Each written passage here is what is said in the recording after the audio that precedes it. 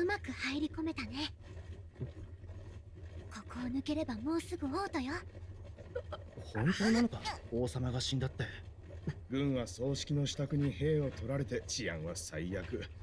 ただでさえ妙な怪物が出るとかで兵隊が足りんのに。怪物か。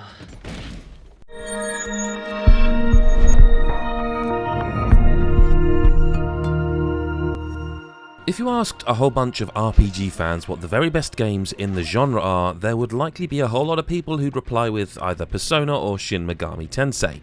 Atlus has created a whole host of RPGs that have gleefully stolen hours of my life away, and I wouldn't ask for a single minute of that time back. But it's been a while since these wonderful developers have made something entirely new though, or at least it was until Metaphor ReFantazio came along with a decidedly more fantasy affair. Our hero in this magical adventure is an Elder, which is an incredibly rare race that faces a huge amount of discrimination. This particular Elder, though, was a childhood friend of a cursed prince, who has been sent on a mission to dispel the curse by slaying its caster. This task is thrown into disarray when the king is murdered and the whole kingdom is shaken while the search for a successor begins. The story of Metaphor ReFantazio is one of political intrigue in a world where those who are different are shunned. To try and fix this issue, the king used his powerful magic to ensure the next on the throne would be chosen by the public, hoping that a bit of democracy will help bring everyone together and grant them a ruler that serves them best. With no other way to locate the one who cursed the prince, you and your ragtag bunch of friends decide to run in the magical election and set off on a globe-trotting mission to do so. Despite being a game that for the most part is about an election and combating xenophobia, you end up in your fair share of scraps in Metaphor ReFantazio. Combat is turn-based, and fans of Atlus's other titles will feel right at home with it. Hitting weaknesses to gain extra attacks is the name of the game here, with each of your characters having access to all sorts of different weapon types and spells to do so. It's an engaging system, if not necessarily a groundbreaking one, from the team that made all the modern Persona games, and it's thoughtful and fast-paced enough that it never gets dull.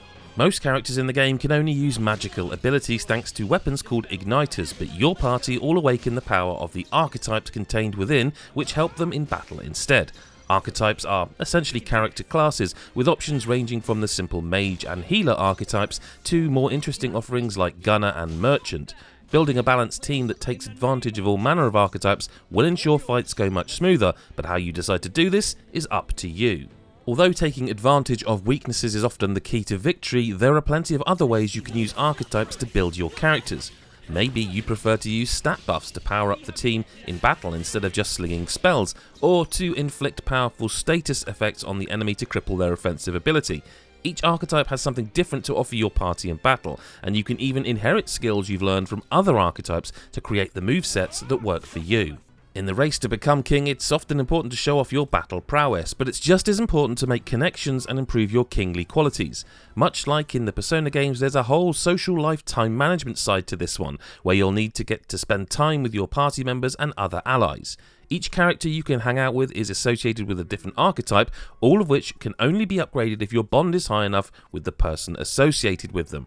I loved spending time getting to know all the wonderful and nuanced bond buddies I had, and it's rewarding to do so too. When you aren't building bonds, you'll likely want to make your protagonist a more well-rounded character that's more appealing to the masses. There are 5 key stats you can raise by taking part in various activities, from reading books to sitting on a bench and people watching, and they are important for influencing people at key moments. Maybe a new bond will only be available if your courage level is fearless, or you'll need to have a more vivid imagination to convince someone to help you. Again, it's not too different to how you raise your personality stats in Persona, just with a more regal twist. And if you have spent time as a superpowered school kid saving the world in Persona before, then you will notice the similarities that Metaphor ReFantazio has to that beloved series. There are some ways it stands above those classic RPGs though, like the dungeon designs that are much more interesting with puzzles, chase sequences, and other exciting elements that shake up the action. It'd be disappointing if a landmark new Atlus RPG didn't have the same visual flair and banging soundtrack that fans have come to expect, and thankfully that's not something you need to worry about. While perhaps not quite on the same level as the bold colour menus of Persona, Metaphor has a style of its own that's a little grittier and suits the overall tone.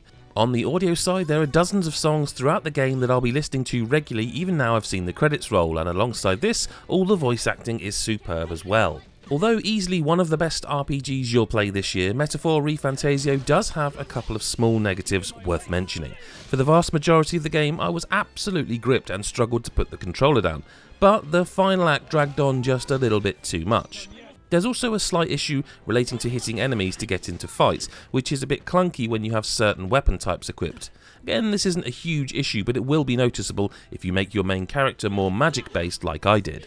Metaphor ReFantazio is yet another must-play RPG from the team that brought us Persona, with sensational combat, engaging time management elements, and a truly intriguing story wrapping it all together.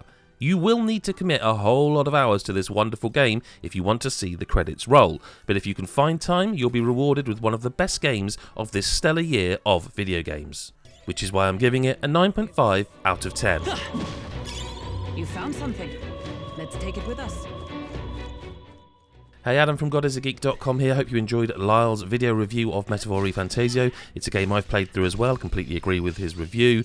Negatives and positives. It's just a really, really good game. If you're playing it, if you're a first timer for the Atlus sort of games, let us know in the comments. Otherwise, make sure you subscribe and hit the bell button so you don't miss any future content. And otherwise, we will see you in the next video. Thanks so much for watching. Bye-bye for now.